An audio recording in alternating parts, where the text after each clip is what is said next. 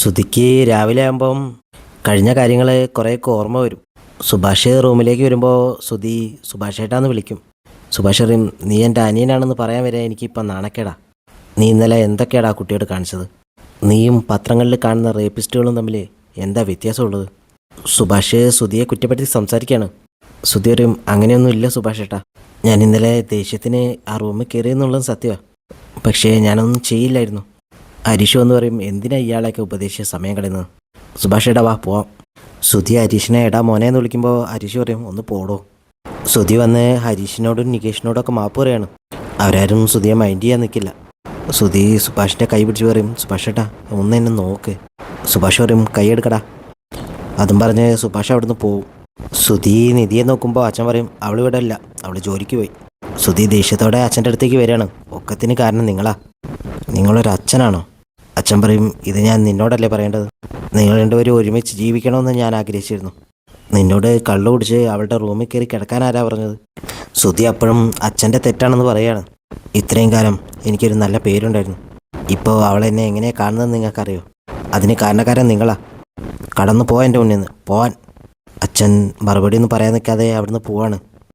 നിധി ആകെ ടെൻഷനായിട്ട് ഇരിക്കുന്നത് കാണുമ്പോൾ കൂടെ ജോലി ചെയ്യുന്ന കുട്ടി എന്താ കാരണം ചോദിക്കും.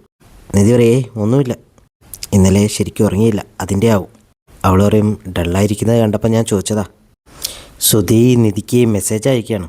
നിധി നോക്കും, പക്ഷേ റിപ്ലൈ ഒന്നും കൊടുക്കില്ല. സുധി മനസ്സിൽ പറയും, റിപ്ലൈ ഒന്നും കാണുന്നില്ലല്ലോ, ഒന്ന് വിളിച്ചു നോക്കാം. സുധി നിധിയെ കോൾ വിളിക്കുമ്പോൾ നിധി കോൾ എടുക്കില്ല. സുധി തുടരെ മെസ്സേജ് അയച്ചുകൊണ്ടിരിക്കുകയാണ്. നിധി കൂടെയുള്ള കുട്ടിയോട് ചോദിക്കും, നമുക്കൊരു കോഫി കുടിക്കാൻ പോയാലോ? അവർ കോഫി കുടിക്കാൻ പോവാണ്. സുധി പിന്നെയും വിളിക്കും. നിധി ഫോൺ അവിടെ വെച്ചാണ് പോകുന്നത്. കോഫി കുടിക്കുന്നതിൻ്റെ ഇടയിൽ നിധി അവളോട് ചോദിക്കും, നീ താമസിക്കുന്ന ഹോസ്റ്റലിൽ വല്ല റൂംസ് ഒഴിവുണ്ടാവുമോ? അവൾ ചോദിക്കും, റിലേറ്റീവിൻ്റെ വീട്ടിലെന്താ വല്ല പ്രശ്നമുണ്ടോ? ഹേയ്, പ്രശ്നമൊന്നുമില്ല, അവിടുന്ന് പോയി വരാൻ കുറച്ച് ബുദ്ധിമുട്ടാണ്. ബസ്സൊക്കെ ഇടയ്ക്ക് ഉണ്ടാവും. പിന്നെ രാവിലെ ഞാൻ പോരുമ്പോൾ അവരാണ് എനിക്ക് ലഞ്ചൊക്കെ റെഡിയാക്കി തരുന്നത്. അവൾ പറയും, ഹോസ്റ്റലിലെ ഫുഡൊക്കെ കുറച്ച് മോശമാണ്. നിധി പറയും, അതൊന്നും കുഴപ്പമില്ല, അതൊക്കെ ഞാൻ അഡ്ജസ്റ്റ് ചെയ്തോളാം. സുധി ഹരീഷിൻ്റെ കടയിലേക്ക് വരികയാണ്.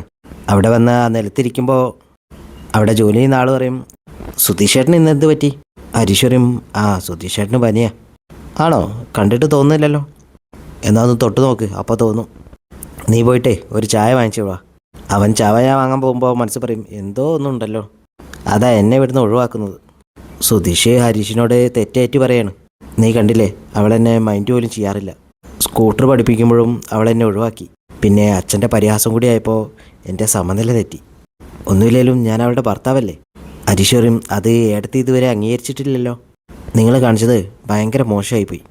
ഇനി ഏടത്തി അവിടെ നിൽക്കണമെന്ന് നമ്മൾ പോലും ആഗ്രഹിക്കാൻ പാടില്ല. അല്ലെങ്കിൽ തന്നെ അച്ഛൻ പറയുന്നത് എന്തെങ്കിലും നമ്മൾ അനുസരിക്കാറുണ്ടോ? ഇത് മാത്രം ചാടി കയറി അങ്ങ് ചെയ്തു. സുധി പറയും, പറ്റിപ്പോയി, ഇനിയിപ്പോൾ എന്താ ചെയ്യുക?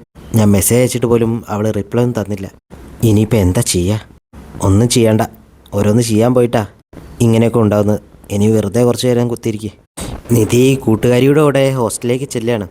ഹോസ്റ്റലിലെ വാർഡൻ പറയും, ഇവിടെ ഗസ്റ്റ് അലൗഡ് അല്ലെന്ന് അറിയില്ലേ? നിധിയെ കൊണ്ടുവന്ന കുട്ടി പറയും, ഇത് ഗസ്റ്റ് അല്ല, ഇവിടെ റൂംസ് വല്ലതും അവൈലബിൾ ആണോ എന്ന് അറിയാൻ വന്നതാ.